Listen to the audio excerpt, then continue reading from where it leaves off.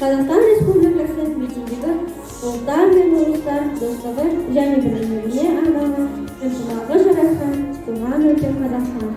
Алды салтанатты жиынымызға қош келдіңіздер. Бүгінгі халықаралық 1 мамыр бірлік күні мерекесі бастауға рұқсат етіңіздер. Обычаи, язык и культура не терялись. Так пусть всегда на нашей земле царит мир и благополучие.